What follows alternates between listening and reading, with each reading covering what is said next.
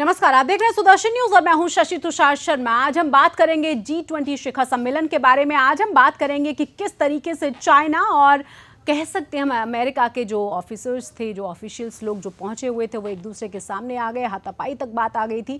लेकिन आज जो बहुत ही महत्वपूर्ण बात है वो ये, जिस तरीके से नरेंद्र मोदी के प्रधानमंत्री बनने के बाद लगातार सवाल पूछा जाता रहा है कि मोदी के आने के बाद से क्या बदलाव हुए हैं, आज वही बदलाव नजर आने लगे हैं। और खास तौर से कूटनीति के विषय में जिस तरीके से जो कॉरिडोर चाइना के लिए बहुत ज्यादा महत्वपूर्ण है, सीपैक, उसी के बारे में नरेंद्र मोदी ने उन्हीं के देश में, उन्हीं की जमीन पर मुद्दा उठाया है। साथ ही साथ वहां से बात किया आतंकवाद की। इसी की आज हम चर्चा करेंगे। हमारे साथ हमारे कुछ खास मेहमान भी जुड़ेंगे, लेकिन सबसे पहले ये रिपोर्ट देखें आप।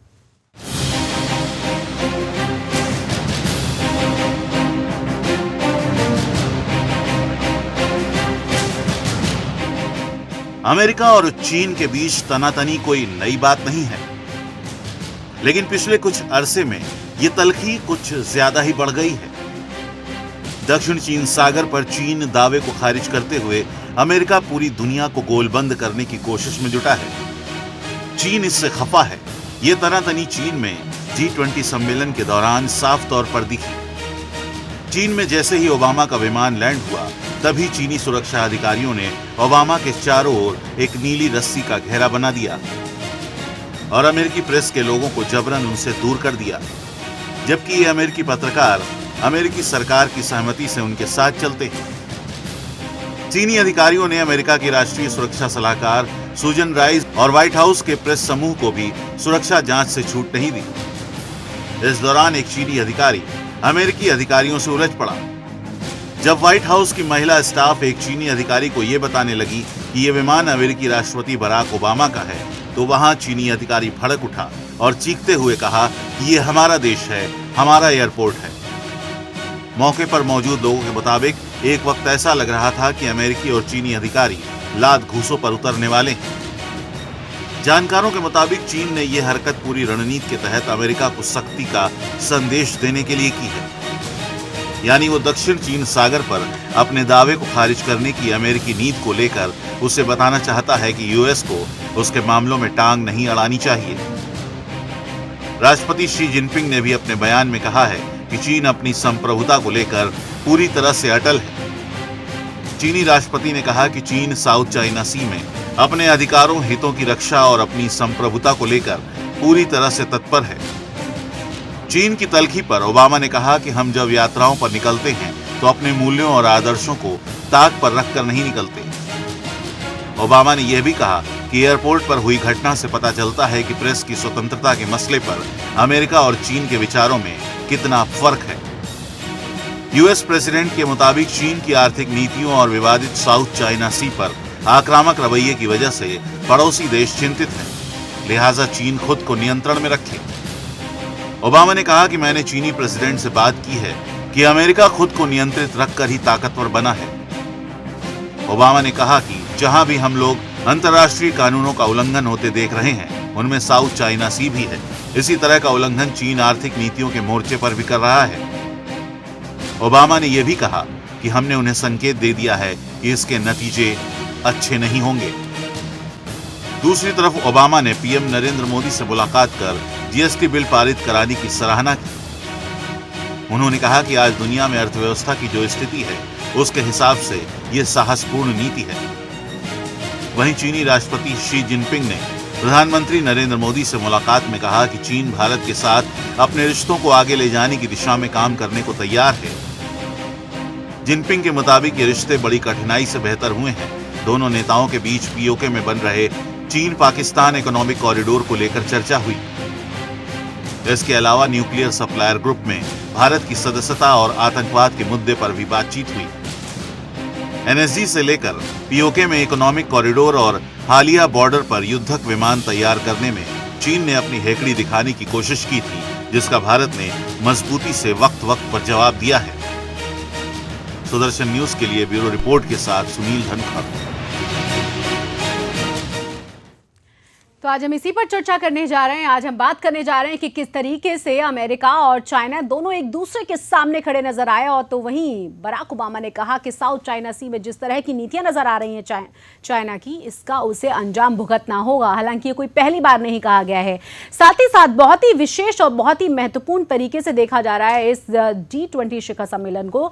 जिस तरीके से भारत ने उन्हीं की सरजमी पर आवाज उठाई है CPEC के खिलाफ, उन्होंने कहा है कि ये सरासर गलत है। पाकिस्तान के खिलाफ बलूचिस्तान और पाक ऑक्यूपाइड कश्मीर की बात कह के पहले ही नरेंद्र मोदी सबको परेशान कर चुके हैं। इसी पर आज हम चर्चा करेंगे। हमारे साथ हमारे तमाम खास मेहमान जुड़ गए हैं। हमारे साथ डॉक्टर SK दत्ता है जो कि विदेशी मामलों के जानकार हैं। साथ ही साथ हमारे साथ पीयूष पंत जो कि वरिष्ठ पत्रकार हैं। कुछ और खास मेहमान भी हमारे साथ जुड़ेंगे, लेकिन आप दोनों का बहुत स्वागत है। शुरुआत में पीयूष पंत जी आपसे करूंगी। एज ए सीनियर जर्नलिस्ट, आप किस तरीके से इस पूरे शिखर सम्मेलन को देख रहे हैं और जिस तरीके से कई चीजें वहां से छन छन कर निकल कर आई हैं, उस पर आपका क्या रिएक्शन है? नहीं, देखिए, ये शिखर सम्मेलन जब हमेशा की तरह जो है इस बार भी काफ़ी रेजोल्यूशंस उसमें पास हुए हैं और ये पूरा कंसर्न दिखाया गया है कि किस तरह से जो है आतंकवाद लेके और खासकर जो है जिस तरह से कि पूरी अर्थव्यवस्था को लेके चिंता है पूरे विश्व में, उसको लेके भी काफ़ी वहाँ पे जिस तरह की बातचीत की गई हैं। तो लेकिन मुझे लगता है कि देखिए, हर बार जब G20 की कॉन्फ्रेंस होती है तो वहाँ सारे देश मिलते हैं, उनमें उनके मनमुटाव भी होता है, उसके बाद एक कॉमन रेजोल्यूशन वहाँ से निकलता है, लेकिन उसका क्रियान्वयन बहुत कम हो पाता है। ये देखा, क्योंकि बाद में जो है कि जो दूसरे अलग अलग देश हैं उनके अपने जो निहित है या उनके जो आप कहें स्ट्रेटजिक इंटरेस्ट है वो जो है आड़े आ जाते हैं। तो वो उस हिसाब से मुझे लगता है कि कितनी उम्मीद बच सकती है ये तो आगे पता लगेगा। और जिस तरह से देखिए हंगामा हुआ है वहाँ पे, तो एक माहौल में थोड़ी कड़वाहट आई है। वो आपने देखा होगा कि जिस तरह से देखिए इस समय जो है कि चाइना जो है काफ़ी पावरफुल होकर इमर्ज कर रहा है। अमेरिका को वहीं एक चुनौती मिल रही है चीन से। तो लगातार जो है उनके रिश्तों में आपस में जो है ये जो खटपट चल रही है, उसका भी हमने देखा कहीं ना कहीं। जिस तरह से एयरपोर्ट में बराक ओबामा आए और उनके साथ जो व्यवहार किया गया, बहुत ही अलग तरह का व्यवहार और जिस तरह से उसके बाद जो है कि उसके बाद एक सलाह जो है कि बराक ओबामा ने भी चीन को दे दी कि आपको जो है कि रिस्ट्रिक्शंस के साथ चलना चाहिए। आप ये मत समझो कि आप जो है कि अपने हिसाब से चलोगे तो आप जो है कि आगे बढ़ जाओगे। उन्होंने कहा कि अमेरिका हमेशा जो है अपनी सीमाओं को समझता रहा है, वो अंतर्राष्ट्रीय जो नियम हैं उनको देखते हुए चलता रहा है आगे, और इसीलिए जो है अर्थव्यवस्थाएं आगे बढ़ती हैं। तो ये नसीहत जो है बराक ओबामा ने भी चीन को दे डाली। तो कहीं ना कहीं ये लग रहा है कहीं ना कहीं दोनों की आपसी जो है कहीं ना कहीं मनमुटाव है, कहीं जो पावर इक्वेशन है उसको लेके भी खींचतानी चल रही है। क्योंकि उधर चीन जो है देखिए पाकिस्तान को आगे बढ़ा रहा है, और इधर जो है अब जो है देखिए नरेंद्र मोदी जो गए वियतनाम में गए, तो वो उसको एक बैलेंस करने के लिए चीन के खिलाफ जो है वियतनाम को एक आगे बढ़ के रखने के लिए, क्योंकि वही स्थिति है जो पाकिस्तान की स्थिति है चीन के संबंध में, वही भारत के संबंध में वियतनाम की स्थिति बॉर्डर में दोनों हैं। तो वो एक मैत्री वियतनाम से करके भारत ये दिखाना चाहता है चीन को कि देखो हम अकेले नहीं हैं। हमारे साथ कुछ और भी देश हैं, और खास तौर से आपके दुश्मन देश हमारे साथ हैं। वो एक तरह की कूटनीति जो हमें नजर आ रही है उसकी भी मैं बात करूंगी, लेकिन उससे पहले मिस्टर दत्ता, ये जिस तरह के भी इक्वेशंस बनते हुए नजर आ रहे हैं और जिस तरीके से नरेंद्र मोदी ने जो कूटनीतिक चेंज हमें नजर आ रहे हैं, पाक ऑक्यूपाइड कश्मीर की पहली बार बात की गई, जिस तरीके से बलूचिस्तान का मुद्दा उठाया गया, जिस तरीके से सिंध की बात की गई, एक के बाद हम एक देख रहे हैं कि CPEC की उम्मीद नहीं की जा रही थी कि इस तरह से वहां मुद्दा उठाया जाएगा। वहां पर भी नरेंद्र मोदी ने उन्हीं की सरजमी पे उन्हीं के खिलाफ ये बात कही है। ये बेशक शशि, और ये पहले बार हिंदुस्तान के लीडरशिप की तरफ से इतने गंभीरतापूर्ण और इतने ही मजबूती में चीज़ों को उठाया जा रहा है, और ख़ास करके उस देश में जाके ये सब बातें कहना और गंभीरतापूर्ण उठाना और सटीक वे में उठाना अपने आप में महत्वपूर्ण होता है। अक्सर भारत का छवि जो अंतर्राष्ट्रीय लेवल पे रहा है एक सॉफ्ट स्टेट का, और डिप्लोमेसी में भी कहीं ना कहीं पे भारत की हमेशा सॉफ्टनेस रही है। शर्म एल शेख आपको याद होगा जब डॉक्टर मनमोहन सिंह जी ने जिस हिसाब से जाके बयान दिया था, तो उससे ये जो सिचुएशन है आज का, और आज जिस तरह से शिखर वार्ता में जिस हिसाब से बातचीत हुई और मोदी जी ने जिस तरह से बहुत मजबूती से सारी बातें रखे हैं, और खास करके चीन जैसे देश को जो सिर्फ लाठी की भाषा समझता है, उसको उस हिसाब से बात बोलना और बात कहना अपने आप में महत्वपूर्ण होता है। बिल्कुल। सवाल यहाँ पे ये है कि आखिर ये सब परिस्थिति क्यों बन रही है और किस वजह से बन रही है। दक्षिण पूर्वी एशिया का भौगोलिक आकलन अगर आप करेंगे या फिर पूर्वी एशिया का, चीन के साथ सटा हुआ जितने सारे देश हैं सब के सब चीन के दुश्मन हैं। चाहे वो दक्षिण कोरिया कहें, जापान कहें, ताइवान पे चीन का एक अलग तरह का रणनीति है ये। वियतनाम के साथ भी चीन का मधुर संबंध नहीं है, इंडोनेशिया के साथ नहीं है, मलेशिया के साथ नहीं है, फिलीपींस के साथ नहीं है, थाईलैंड के साथ नहीं है, म्यांमार के साथ एक कोडेल इक्वेशन है, पर बाकी जितने सारे हैं, लाओस हो गया, कंपुचिया हो गया, कंबोडिया वगैरह, ये किसी के साथ अच्छा संबंध नहीं है। इनफैक्ट ऑस्ट्रेलिया, न्यूजीलैंड के साथ भी चीन का मधुर संबंध नहीं है और रूस के साथ भी हमेशा नोकझोंक होता है चीन का। तो उस परिपक्ष में भारत का जो रवैया है, उस परिपक्ष में हमें देखने की आवश्यकता है। और आज जिस तरह का घटनाक्रम हुआ है वहां पे अमेरिका के राष्ट्रपति के साथ और उनके डेलीगेशन के साथ जी, और उसके बाद जिस तरह की खींचातानी हुई वहां, मैं समझता हूं कि कहीं ना कहीं पे दक्षिण पूर्वी एशिया को लेके और एशिया प्रशांत को लेके पूरा अंतर्राष्ट्रीय लेवल पे बहुत जोर शोर से परिस्थिति बदल रही है और पूरा रणनीति बदल रहा है। और कहीं ना कहीं पे आज जिस हिसाब का इंटरनेशनल इक्वेशन है, उस इंटरनेशनल इक्वेशन में कहीं ना कहीं पे चीन आज के डेट में अलग थलग पड़ रहा है। इस पूरे प्रांत में अगर आप उठा के देखेंगे, सेंट्रल एशिया के तमाम जितने सारे देश हैं उनके साथ भी चीन का अच्छा इक्वेशन नहीं है। कजाकिस्तान, उज्बेकिस्तान, अफगानिस्तान, आपके किर्गिस्तान वगैरह, तुर्कमेनिस्तान के साथ, और उसके साथ साथ अफगानिस्तान का साथ भी मधुर संबंध नहीं है पाकिस्तान के चलते जी। तो ये पूरा जो इलाका है, इस पूरे इलाके में चीन आज के डेट में कहीं ना कहीं पे आइसोलेटेड महसूस कर रही है। और आइसोलेशन में कभी ना कभी इस तरह का बयानबाजी या फिर इस तरह का रवैया बहुत सारे रॉग स्टेट करते हैं। और चीन कोई डेमोक्रेटिक स्टेट नहीं है, एक ऑथोरिटेरियन रेजिम है जहां पे मिलिट्री बहुत पावरफुल है और सिंगल पार्टी रूल है। तो कहीं ना कहीं पे चीन को लग रहा है कि उसको दीवार में धकेल दिया गया है। और वो जो एक बूमिरैंग वाला इफेक्ट है, वो चीन के माध्यम से बूमिरैंग वाला इफेक्ट नजर आ रहा है। पर मैं मानता हूं कि ये बूमिरैंग इफेक्ट चीन के लिए बहुत खतरनाक होगा। और खास करके एनएसजी पे जिस तरह का रवैया चीन ने अपनाया था, ये सोचते हुए कि भारत दब जाएगा, पर उसका जिस तरह का रिएक्शन रहा है भारत के तरफ से, उसके बाद जो स्ट्रेटेजी बदली है भारत की, जो उसके बाद वियतनाम का दौरा हो या फिर जापान का ये कहना कि एनएसजी में वो भारत को चाहता है, ये बहुत बड़ी बात है चाइना के लिए। आप जिस तरह से कह रहे हैं कि अलग थलग आइसोलेटेड है अभी चीन और बहुत ही एक तरफ धकेला हुआ महसूस कर रहा है। कहीं हमारे साथ एसपी सिन्हा जो कि रिटायर्ड मेजर जनरल हैं वो भी जुड़ गए हैं। मिस्टर सिन्हा, कहीं उसी की वजह तो नहीं है कि शी जिनपिंग कह रहे हैं कि भारत और चीन के जो रिलेशंस हैं बड़ी मुश्किल से ठीक हुए हैं, अब कम से कम कड़वाहट की तरफ ये न जाएं? कड़वाहट किसके तरफ से हो रही है, पहला प्रश्न। जब हम यूनाइटेड नेशंस में आतंकवाद का मुद्दा उठाते हैं जी, हम जब आतंकवादियों को ब्लॉक करने की बात करते हैं तो वीटो पावर कौन लगाता है? चीन। बिल्कुल, हाफिज सईद ने देखा हमने। हाँ, हाफिज सईद के केस में आप जब भी हमारे हित की बात होती है तो चीन एक बड़ा रोड़ा है, एक दीवार की तरह खड़ा हो जाता है और उसका जो सदाबहार फ्रेंड है पाकिस्तान के पक्ष में सब कुछ लेता है जी। तो हमेशा तो कटवाहट का जो पहल वो तो चीन करता रहा है। हिंदुस्तान ने तो स्ट्रैटेजिक गलती मैं कहूँगा कि जब नेहरू जी को ऑफर था कि यूनाइटेड नेशन सिक्योरिटी काउंसिल का परमानेंट सदस्य बनाओ तो उन्होंने चीन को दे दिया। एनएसजी की सदस्यता लो तो उन्होंने चीन को दे दिया। हम तो हिंदुस्तान तो ये स्ट्रेटजिक मिस्टेक्स करती रही है, लेकिन उसका फ़ायदा चीन उठाता रहा है जी। और चीन उठाता रहा है क्योंकि उसकी ये सोच रही है कि हिंदुस्तान एक सॉफ्ट स्टेट है, जितना भी बुलडोज करोगे ये सॉफ्ट स्टेट को बुलडोज किया जा सकता है। मोदी जी के आने के बाद इसमें इस फॉरेन पॉलिसी में टाइटैनिक शिफ्ट आया है, एक बहुत बड़ा मेगा शिफ्ट आया है।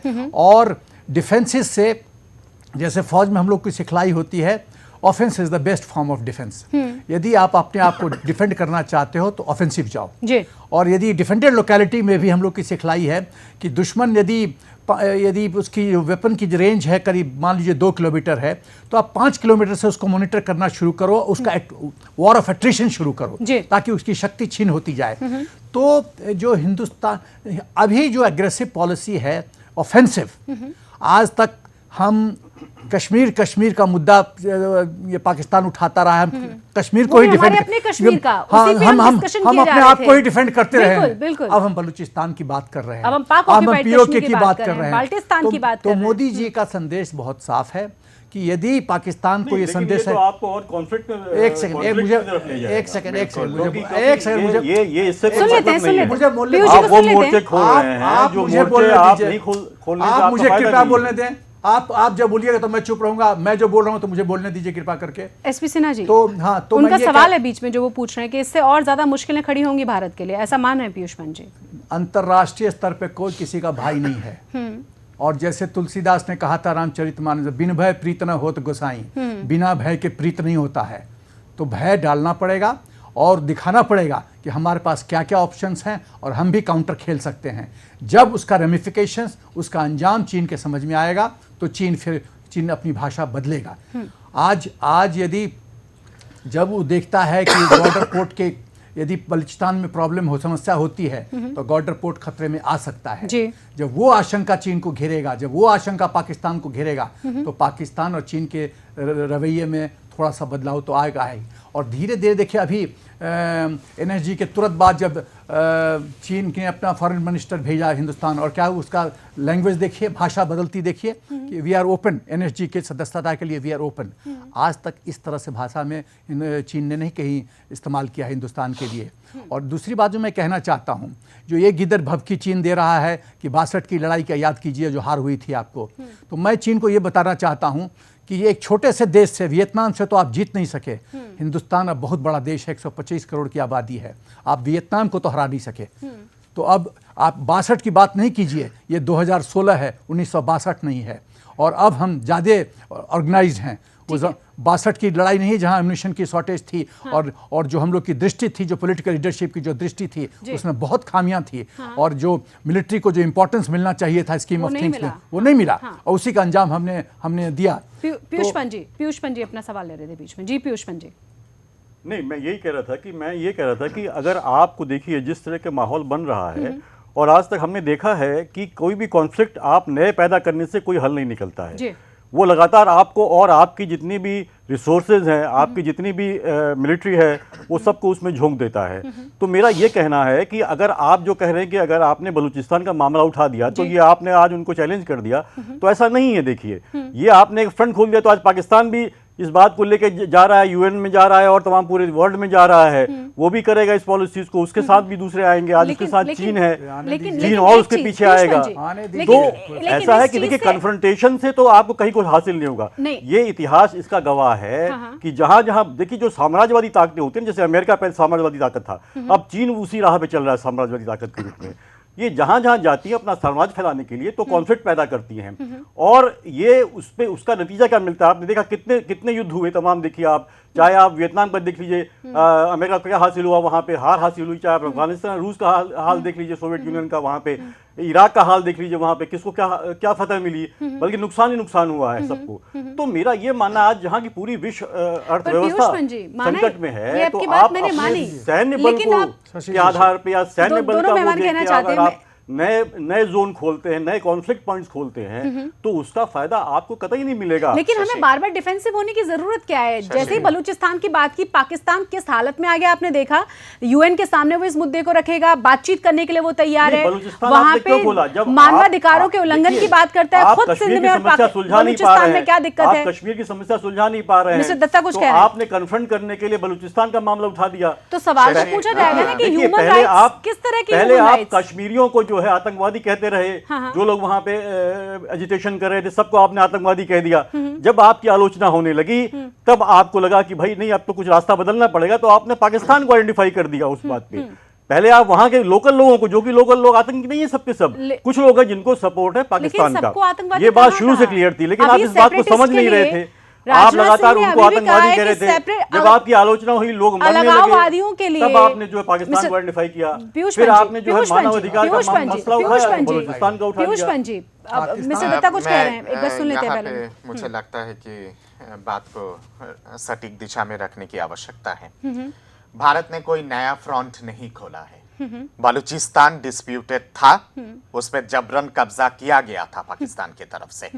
जो डिस्प्यूटेड टेरिटरी जो था, जिसके बारे में आजादी के बाद 1948-49 में ही भारत को उठाना चाहिए था, भारत ने उस समय नहीं उठाया। अंग्रेजी में एक कहावत है, बेटर लेट देन नेवर। तो इसलिए कोई नया फ्रंट नहीं है। जहां बात आती है गिलगिट बल्टिस्तान की या फिर पाक ऑक्युपाइड कश्मीर की, वो भारत का अभिन्न अंग है।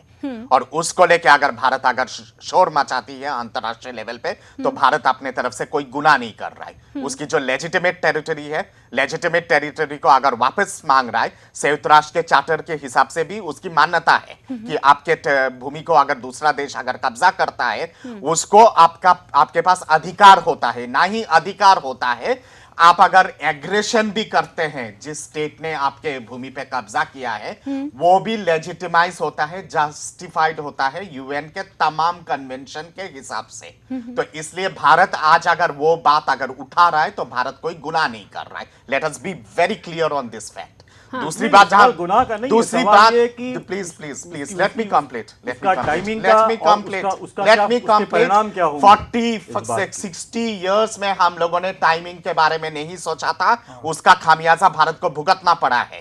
और जो खामियाजा भारत ने भुगता है, आज अगर वो अंतरराष्ट्रीय लेवल पे अगर भारत अगर उठा के लेके जा रही है, तो कोई गुनाह नहीं है। जहां बात आती है संयुक्त राष्ट्र में, जहां बात आती है संयुक्त राष्ट्र में पाकिस्तान का कश्मीर को लेके जाना, या फिर दुनिया भर में घूम घूम के पाकिस्तान कश्मीर का मुद्दा लेके जाके उठाने की कोशिश, ये कोई नई कोशिश नहीं है पाकिस्तान की तरफ से। पहले भी पाकिस्तान ने किया है, आज भी करेगा, कल भी करेगा, परसों भी करेगा। तो पाकिस्तान क्या करता है, पाकिस्तान किस हिसाब से अपना रणनीति बनाता है, उसको लेके हमें सोचने की आवश्यकता नहीं है। हम जो लेजिटिमेटली क्लेम कर रहे हैं, अपनी जो भूमि है उसको लेजिटिमेटली क्लेम कर रहे हैं। हम लोग कोई नॉर्थ वेस्ट फ्रंटियर प्रोविंस के बारे में क्लेम स्टेक नहीं कर रहे हैं, और ना ही सिंध के बारे में हम लोग अपना क्लेम को स्टेक कर रहे हैं। भाई जो भूमि आपके पास है, जो भूमि आपकी हिस्सा है आपके देश की, वहां की अशांति को तो खत्म करो, उसको तो समझाओ। भारत सरकार अगर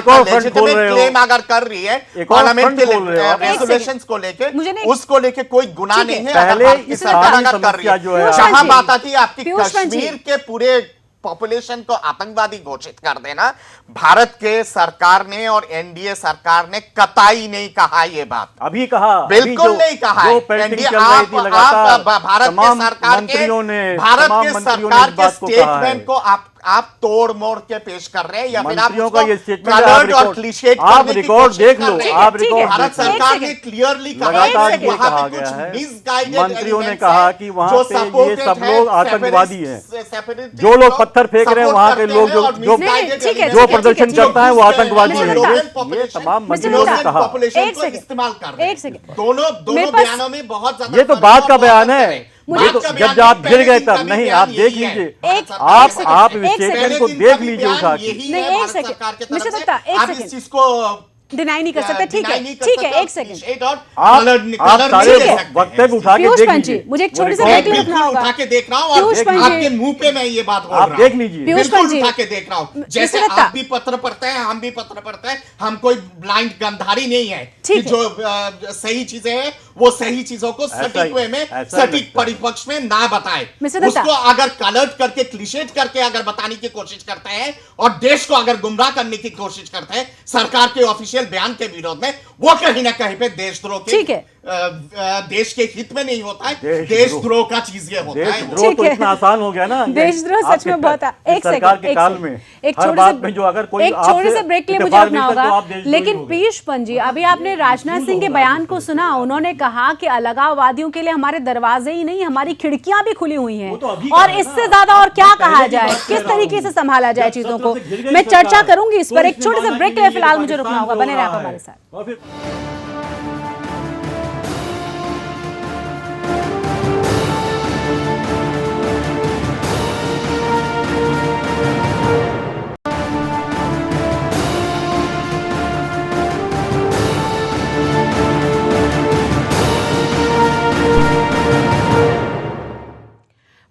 बार फिर से आप सभी का स्वागत है। तमाम खास मेहमान हमारे साथ लगातार बने हुए। पीयूष पंत जी, बौखलाहट तो कम से कम नजर आ रही है ना पाकिस्तान की, इतना तो आप मानेंगे। जिन ह्यूमन राइट्स की बात पाकिस्तान लगातार करता रहा, ब्लैक डे उसने बुरहान वानी की ने मनाया, जो कि हिजबुल मुजाहिदीन का आतंकवादी था जिसे मारा गया था मुठभेड़ में।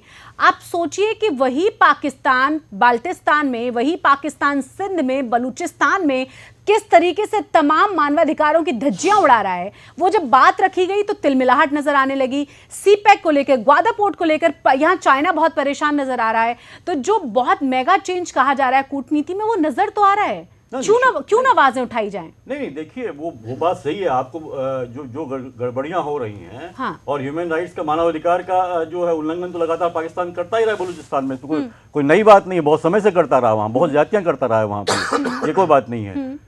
वो बात भी सही है, लेकिन आप उसके आधार पे जो है कोई आप लड़ाई नहीं लड़ सकते, या उसके आधार पे आप कोई जीत का वो नहीं कर सकते कि हमने उनको कर दिया।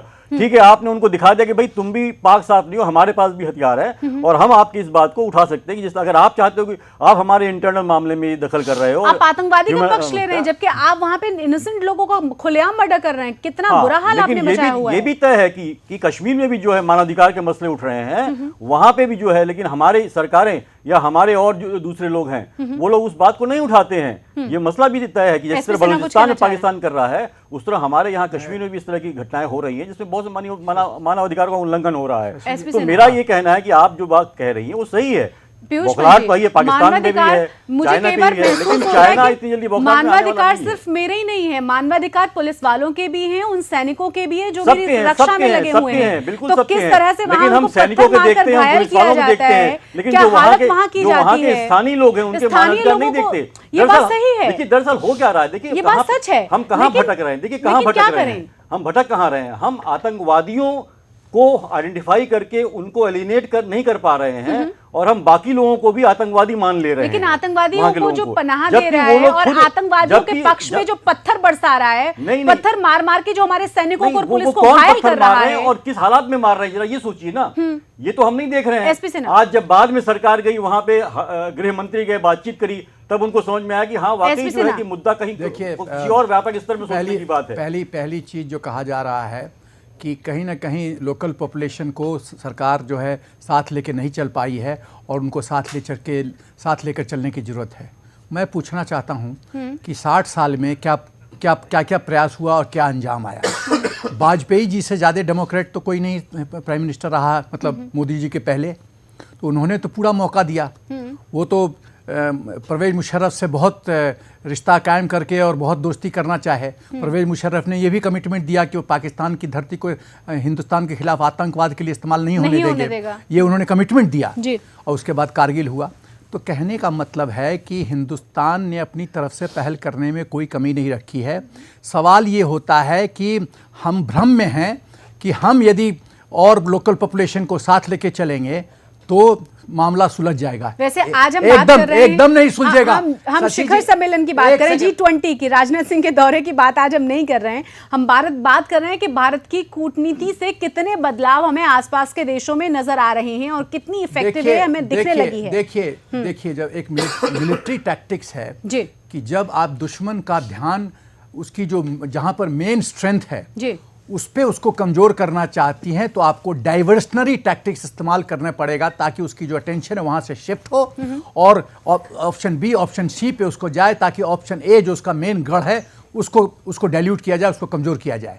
यही मोदी जी प्रैक्टिस करने जा रहे हैं। ठीक है, यही कर रहे हैं कि जब आप अभी तक कश्मीर की बात कर रहे हो तो हम साउथ चाइना सी की बात करेंगे, हम पीओके की बात करेंगे, हम बलूचिस्तान की बात करेंगे, हम फिर गॉर्डर पोर्ट की बात करेंगे, हम सीपीसी की बात करेंगे कि जो सीपीसी कॉरिडोर बन रहा है वो पीओके के जो हमारा टेरिटरी है हमसे पूछे बिना कैसे बन सकता है। तो जब हम इस तरह से बात करते हैं तो एक डाइवर्शनरी टैक्टिक्स को एक अंजाम दिया जा रहा है। ये स्ट्रैटेजी को अप्रिशिएट करने की जरूरत है। और पाकिस्तान के संदर्भ में मैं ये कहना चाहता हूं कि जब मेन डायरेक्टर जो पिक्चर का डायरेक्टर है पाकिस्तान और वो पर्दे के पीछे पूरा स्क्रिप्ट लिख रहा है, हम कह रहे हैं कि जो पर्दे के आगे जो एक्टर्स हैं उनसे बात करो, वो क्या बात करेगा? बिल्कुल, वो क्या बात करे? आज एक चीज बताइए, ऑल पार्टी मीटिंग गया, गिलानी ने बात किया, लोगों ने बात किया, नहीं, इससे बड़ा इंसल्ट क्या हो सकता है? तो हिंदुस्तान की सरकार तो बहुत ही मौका दे रही है वहाँ लोकल पॉपुलेशन को, लेकिन सवाल यह है कि लोकल पॉपुलेशन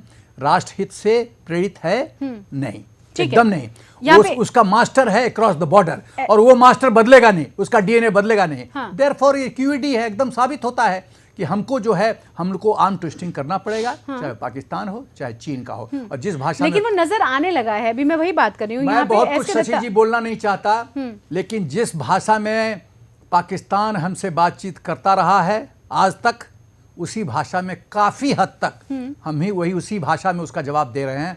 आई होप आप समझ रही हैं मैं क्या हिंट दे रहा हूं। और ये भाषा की शैली ऐसी ही बढ़ती जाएगी और पाकिस्तान अपना घर पहले संभाले। और शायद बौखलाहट इसी वजह से ज्यादा नजर आ रही है। लेकिन एक और चीज है मिस्टर दत्ता, यहाँ पे जिस तरह से बलूचिस्तान की बात पाकिस्तान को बौखलाहट दे गई, हमने देखा कि वहां से सीपैक को लेकर चाइना बहुत परेशान हो गया। अब चाइना की तरफ से कहा जा रहा है, शी जिनपिंग कह रहे हैं कि नहीं देखिए, कड़वाहटों के बाद अब थोड़ी चीजें ठीक हुई हैं, तो अब कम से कम उस रास्ते पे हम ना निकलें। वियतनाम का दौरा, या फिर जापान का ये कहना है कि एनएसजी में हम भारत को चाहते हैं, जो कि परमाणु अप्रसार संधि के लिए बहुत जरूरत है भारत की, भारत जैसे देशों की। तो चाइना तो अलग थलग और पाकिस्तान वैसे ही परेशान। यानी ये जो कूटनीति है नरेंद्र मोदी की, वो पूरी तरह से सक्सेस नजर आ रही है। कम से कम अभी जो छोटे छोटे स्टेप्स नजर आ रहे हैं उससे तो कह सकते हैं। ये नहीं कहूंगा कि पूरी तरह से सक्सेस है, क्योंकि कूटनीति इज अ अनफोल्डिंग थिंग, और उसकी सक्सेस रेट या फिर फेलियर बहुत देर से समझ में आएगा, नहीं आकलन किया जा सकता है। हाँ, पर सक्सेस की दिशा में जा रही है या नहीं, उसका अनुभव जरूर होता है। और मैं समझता हूँ कि सक्सेस की दिशा में है। आगे जाके क्या फल लाएगा वो वक्त बताएगा। पर यहाँ पे कुछ इम्पोर्टेंट मसले उठाने की आवश्यकता है, जिसके माध्यम से मैं ये चाहूंगा कि आप सब लोग अप्रिशिएट शायद करेंगे इस चीज को, कि मैंने जो शुरू में कहा था कि चीन क्यों अलग थलग पड़ रहा है। चीन अलग थलग इसलिए नहीं पड़ रहा है क्योंकि अमेरिका का डंडा है, या फिर यूरोप उसके विरोध में हो गया है, या फिर आपके भारत के साथ उसका मधुर संबंध नहीं है। अलग थलग इसलिए पड़ रहा है, ये जो आयरन वाला पॉलिसी चीन का है, और एक्सपेंशनिस्ट ग्रेटर चाइना की जो एक पॉलिसी है, ग्रेटर चाइना एक्सपेंशनिस्ट पॉलिसी, उसी का नतीजा है कि चीन आज के डेट में अलग थलग पड़ रहा है। हर जगह पे उसने कहीं ना कहीं पे षड्यंत्र रचाने की कोशिश किया है। बहुत सारे साउथ ईस्ट एशिया के कंट्रीज पे जो कूज हुआ है, या फिर डेमोक्रेटिक रेजिम्स को जो उलट पलट करके थ्रो आउट करने की कोशिश की गई है, उस पे कहीं ना कहीं पे चीन का हाथ रहा है। इसके चलते दक्षिण पूर्वी एशिया के जितने सारे पॉलिटिकल लीडरशिप है अलग अलग कंट्रीज के, वो लोग कहीं ना कहीं पे चीन को विश्वास के हिसाब से नहीं देखते हैं।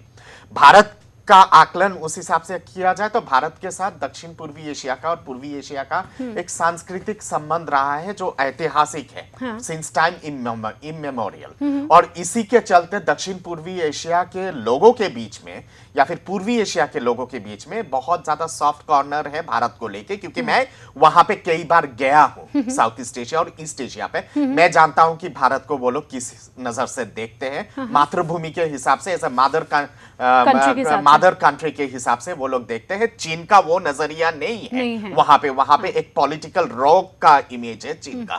तो वो साइकी को समझना बहुत आवश्यक है।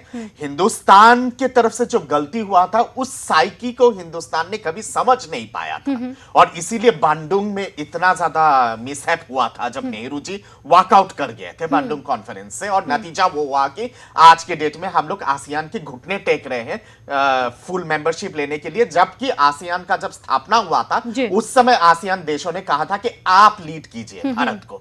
तो ये जो अंतर जो समझ में आया, और आज जो उस पे एक नया तब्दीली के साथ एक नया सोच दिखाई दे रहा है, उसका फ्रूटफुल रिजल्ट भारत को मिल रहा है। क्योंकि दक्षिण पूर्वी एशिया और पूर्वी एशिया कल्चरली हिंदुस्तान के साथ बहुत अपनापन महसूस करता है। उस तरफ आप चले जाइएगा, सेंट्रल एशिया की तरफ, एक छोटा सा रिजॉइंडर है इसके साथ। चाइना ने 2 कॉन्सेप्ट फ्लोट किया था हाल ही में एक है आपके मैरीटाइम सिल्क रूट का, एक है लैंड सिल्क रूट का, जो इस पे चाइना ने ये रखा था कि सेंट्रल एशिया के माध्यम से ये जितने सारे Uzbekistan, Kazakhstan, Kyrgyzstan, Turkmenistan, Iran वगैरह के माध्यम से यूरोप को जोड़ेंगे वो लोग लैंड रूट के माध्यम से, और भारत और दक्षिण पूर्वी एशिया को लेके मैरीटाइम सिल्क रूट के माध्यम से एक कनेक्टिविटी करेगी। जब ये प्रपोजल रखा गया, किसी देशों ने इस प्रपोजल का समर्थन नहीं किया है। सेंट्रल एशिया के कंट्रीज ने तो इतना तक कह दिया कि आप जो कोशिश कर रहे हो हम लोगों के गैस पाइपलाइन को आपके गैस पाइपलाइन के साथ जोड़ने की, या फिर हमारे पेट्रोलियम पाइपलाइंस को आपके पेट्रोलियम पाइपलाइंस के साथ जोड़ने की, उस पे भी हमें कोई दिलचस्पी नहीं है। कजाकिस्तान के राष्ट्रपति ने सरेआम ये बात कहा। तो कहीं ना कहीं पे चीन ये पूरे चीज पे जियो स्ट्रेटेजिक जो एक बैलेंसिंग हो रही है पावर्स की, और उस पे जो अलग अलग कंट्रीज जो एक चेस बोर्ड के उस पे फिट बैठ रहे हैं, उस चेस बोर्ड में चीन आज के डेट में कहीं ना कहीं पे अलग थलग महसूस कर रही है।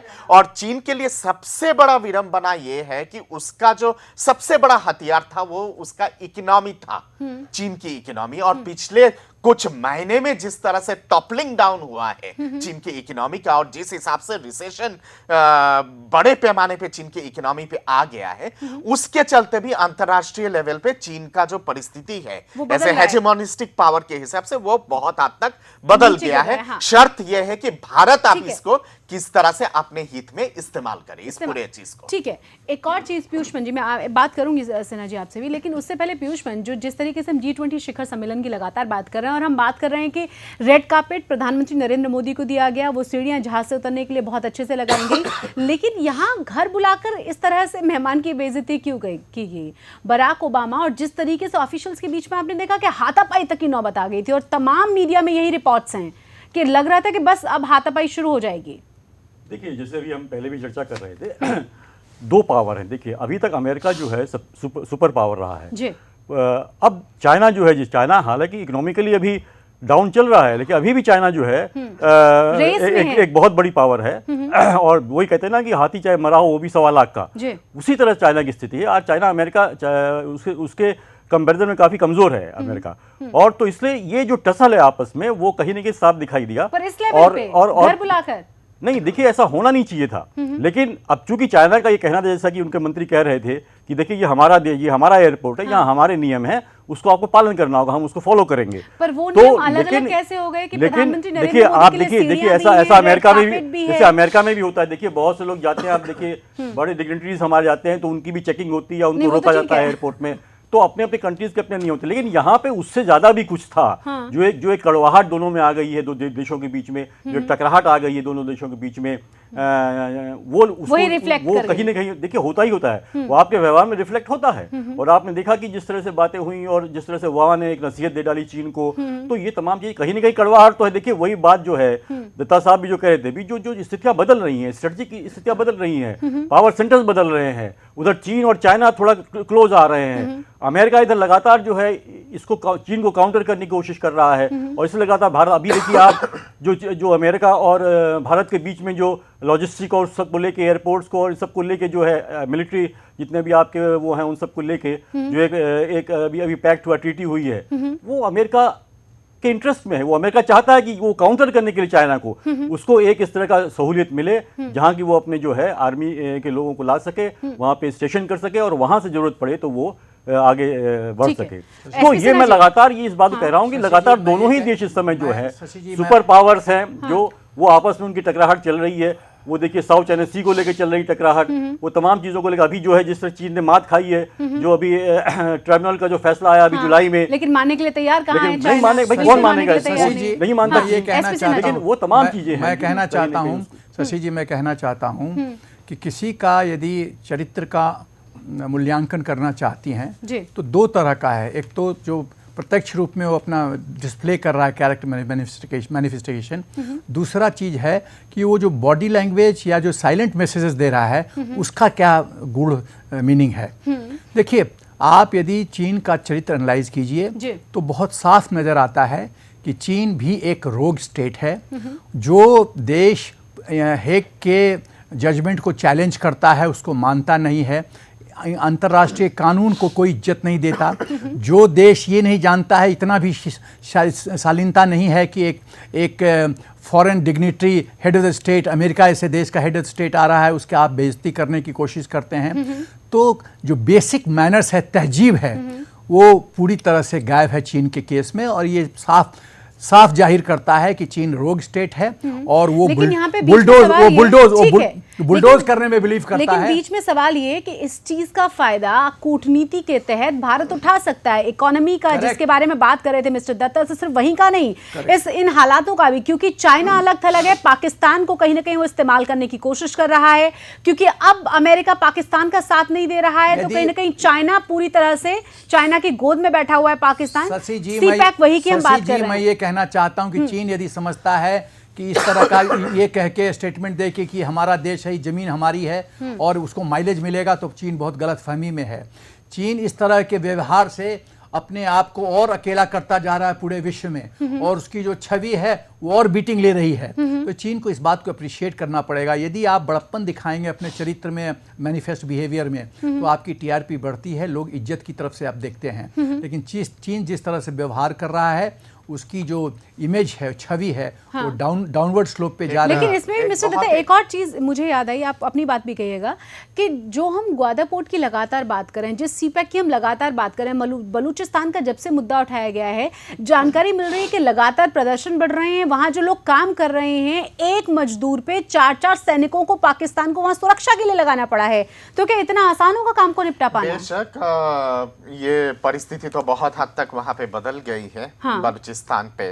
और अभी हाल ही में मैं एक रिपोर्ट पढ़ रहा था मीडिया के, जो प्रधानमंत्री जी ने जब 15 अगस्त को जब बलूचिस्तान वाला मामला उन्होंने उठाया, उसके बाद कई सारे वेस्टर्न एजेंसीज के रिपोर्ट्स हैं, इनफैक्ट रॉयटर्स का भी रिपोर्ट ये है कि केमिकल वेपन्स का इस्तेमाल हुआ है बलूचिस्तान में इमीडिएटली उस घटना के बाद। तो आप समझ सकते हैं कि पाकिस्तान किस हद तक जा सकता है और कहां तक गिर सकता है। तो ये सब चीजें पाकिस्तान से ही अपेक्षा किया जा सकता है, और आगे मुझे लगता है कि और खतरनाक परिस्थिति वहां पे पैदा होगी। जो एक मैं उल्लेख करना चाह रहा था, एक बहुत महत्वपूर्ण घटना है जो अफ्रीका के 2 देशों ने अभी हाल ही में कदम उठाया है। बोस्टवाना नाम का एक देश है, अंगोला नाम का एक देश है। ये दोनों देश ने ऑफिशियली चाइनीज एफडीआई को बैन कर दिया है, ऑफिशियली दोनों देश। और चाइना के जितने सारे कंपनीज हैं वहां पे, जो एग्जिस्टिंग कंपनीज है, वो लोग इतना ज्यादा गंद मचा दिए थे वहां पे राजनीतिक अस्थिरता फैलाने के कोशिश में, और जिस हिसाब से लगातार सेसेशनिस्ट फोर्सेस को वहां पे मदद पहुंचा रहे थे, वहां के दोनों सरकारों ने मतलब तय किया है कि ये सबसे बड़ा नासूर है इस पूरे अस्थिरता का, और इनको यहाँ से बाहर करना है। तो अंगोला और बोस्टवाना जैसे देश अफ्रीका के, ये दोनों देशों ने बाकायदा कहा है चाइनीज कंपनीज को, आप लोग पैक ऑफ कीजिए और निकलिए यहाँ से। और चाइनीज एफडीआई के ऊपर पूरा 100% अंकुश लग गया है। नॉट ओनली दिस, इसके साथ साथ दोनों देशों के जब पिछले साल जब यहाँ पे प्रतिनिधि आए थे हमारे देश में, उन लोगों ने सरेआम भारत के साथ एक एग्रीमेंट साइन करके गया है अब इंडो अफ्रीका समिट के बाद, जिसके माध्यम से कई सारे उनके क्षेत्र हैं इकोनॉमी के, जहां पे लगभग 49% से लेकर लगभग 100% एफडीआई का, भारतीय एफडीआई का वेलकम उन्होंने किया है, और भारत के टेक्नोलॉजी का। चीन ने जो पूरा घेरा था अफ्रीका को कहीं ना कहीं पे, अलग अलग देशों में इस तरह का मैकेनिज्म अपना के, वो अब कहीं ना कहीं पे अनफोल्ड हो रही है उसकी असली चेहरा, और एक एक करके लगातार देश वहां से उसको बाहर का दरवाजा दिखा रहे हैं। आज दोपहर के समय मैं किसी अफ्रीका के कई सारे डेलीगेट्स के साथ एक शिखर सम्मेलन में था। वहां पे मुझे जो डेलीगेट्स से जो बातचीत करने के बाद पता चली कि केवल ये परिस्थिति बोस्टवाना में नहीं है या फिर अंगोला में नहीं है, ये परिस्थिति टांजानिया में भी है, केनिया में भी है, आपके जायर में भी है, कोंगो में भी है, और बहुत मोजाम्बिक में भी है, ऐसे बहुत सारे देश हैं। हाँ, पर ये है कि अब इंतजार करना है कि वो अफ्रीका के बाकी देश कब इस तरह का पहल करें, बड़ा स्टैंड लेते हैं। अब मैं एक एक छोटे छोटे कमेंट लूंगी। जी मिस्टर सिन्हा जी। शशि जी, मैं कहना चाहता हूं कि चीन की जो स्ट्रेटजी रही है, पैसा फेंको तमाशा देखो, पहली बात तो हिंदुस्तान को चारों तरफ से उसने नेकलेस घेरने की कोशिश की, और जो छोटे छोटे अपने देश हैं हमारे इर्द गिर्द, उनको पैसा फेंका, चाहे वो श्रीलंका हो चाहे और भी कोई देश हो, पैसे फेंक के और उनको उनकी लॉयल्टी खरीदने की कोशिश की, हमारे जो हमारा अहित हो। तो वो जितना वो अभी तक नेकलेस बैठाया था, अब तो परिस्थितियां बदल हाँ, रही हैं। वही मैं कह रहा हूँ, लेकर तो नेपाल से लेकर मालदीव से लेकर वो जो पर्ल ऑफ रिंग्स जो था, उसको एक एक करके मोदी जी तोड़ते जा रहे हैं, एक एक करके, इसीलिए और बौखलाहट का कारण। पीयूष पंजी, आपको याद होगा यूपीए 2 में जिस तरीके से मालदीव जैसा देश जो बड़ा छोटा है, बड़ा क्लोज माना जाता रहा था भारत का, उसने भी आंखें दिखाना शुरू कर दिया था। लेकिन जैसा कि मैंने नाम लिया, चाहे वो नेपाल है, चाहे वो बांग्लादेश है, चाहे फिर श्रीलंका है, चाहे मालदीव्स है, एक एक करके हम देख रहे हैं कि परिस्थितियां वाकई में बदल रही हैं और जो कूटनीति है भारत की, उससे बदलाव पॉजिटिविटी की तरफ निकलता हुआ नजर आ रहा है। पीयूष पंजी नहीं, देखिए वो तो देखिए कंट्री स्पेसिफिक है। अब नेपाल की हालत अगर आप देखें तो जो हालत वहाँ पे हुई वर्तमान सरकार के द्वारा वहाँ किया गया था, और उसके बाद जिस तरह वहाँ रिजीम चेंज कराया गया है वहाँ पे, तो ये इससे भी संबंध बिगड़े हैं, हमारे सारे पड़ोसी देशों से हमारे संबंध बिगड़े हैं मोदी जी के आने के बाद। मोदी ने शुरुआत अच्छी करी थी, लेकिन वो उसको कैरी नहीं कर पाए। लगातार जो है पड़ोसी देश हमारे कहीं ना कहीं संबंध हमारे बिगड़ते चले गए उसके साथ। लेकिन तो श्रीलंका से लेकर के नेपाल तक जो आप बात कर रहे हैं, जिस तरीके से रिजीम चेंज भी हुई, तो उसमें तो कहा जा रहा है कि बहुत आप तमाम चीज़ें सुधरने की तरफ हैं। नहीं, देखिए वो तो देखिए ये तो आपस में रिश्तों में जो है विदेश नीति के चलते ये चीज़ें चलती रहती हैं कि ये जब शुरू में जब मोदी जी आए थे, उन्होंने सबको बुलाया था, यहाँ पे सारे जितने भी सार्क देशों के हेड हैं उनको बुलाया था, एक अच्छी शुरुआत करी गई थी और लगा था कि ये रिश्ते सुधरेंगे। लेकिन उसके बाद धीरे धीरे जो है लगातार एक कड़वाहट पैदा होती चली गई पड़ोसी देशों के साथ। तो ये चलता है, फिर उसमें सुधार आता है कि किसका अपना क्या हित से, किसी कहाँ स्वार्थ सिद्धि है। जी हाँ, उस पर्टिकुलर कंडीशन में, पर्टिकुलर सिचुएशन में या पर्टिकुलर टाइम में वो देश की क्या जरूरतें हैं, किसके साथ उसको एलाई करने में फायदा होगा, इसको देखते हुए रिश्ते बदलते रहते हैं। बहुत छोटा छोटा कमेंट जी।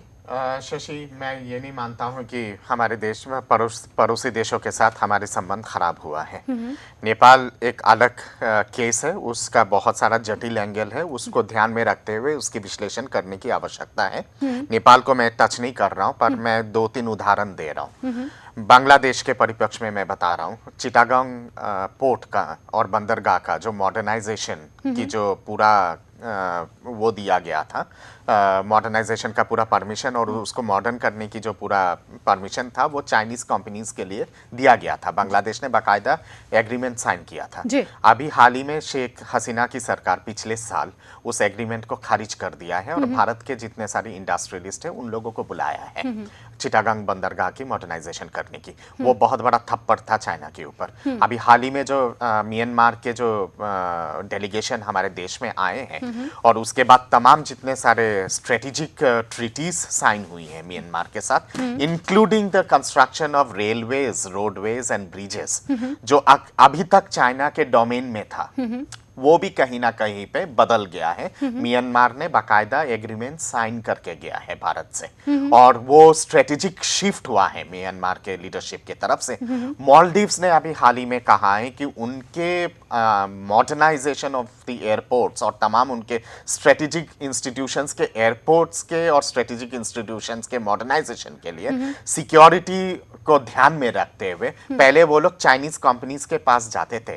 मालदीव्स ने अभी हाल ही में गुहार लगाया है भारत सरकार के पास कि हम लोग आपके साथ समझौता करना चाहते हैं और भारत को देना चाहते हैं। श्रीलंका के बंदरगाह में भी आपके अनुराधापुरम और ट्रिंकोमली के बंदरगाह को लेके भी भारत के साथ अभी हाल ही में कई सारे समझौता हुआ है श्रीलंका के साथ। तो कहीं ना कहीं पे चीजें हैं जो कटाक्ष जरूर था हमारे देश के पॉलिटिकल लीडरशिप के कमी के चलते, पर उसको सुधारने के लिए भी टाइम चाहिए। और अब जिस हिसाब से तब्दीली आ रही है, उस हिसाब से जो बढ़ रहे हैं, हाँ। वो कहीं ना कहीं पे एक शुभ समाचार है। बहुत बहुत शुक्रिया आप सभी मेहमानों का हमारे साथ जुड़ने के लिए। उम्मीद हम ये कर रहे हैं जिस तरह की चीजें नजर आ रही हैं और जिस तरह की उम्मीदें की जा रही हैं कि रणनीतिक चेंजेस से जो कूटनीतिक बदलाव किए हैं नरेंद्र मोदी सरकार ने, वाकई में कुछ बदलाव नजर आने लगे हैं और खास तौर से ये बदलाव चाइना और पाकिस्तान को लेकर तो साफ साफ दिखाई दे रहे हैं। उम्मीद हम कर रहे हैं कि ये चीजें ऐसे ही सफलतापूर्वक आगे जारी रहेंगी। इस शो में बस इतना ही, लेकिन देश और दुनिया की तमाम खबरों के लिए आप देखते रहिए सुदर्शन न्यूज। जय हिंद।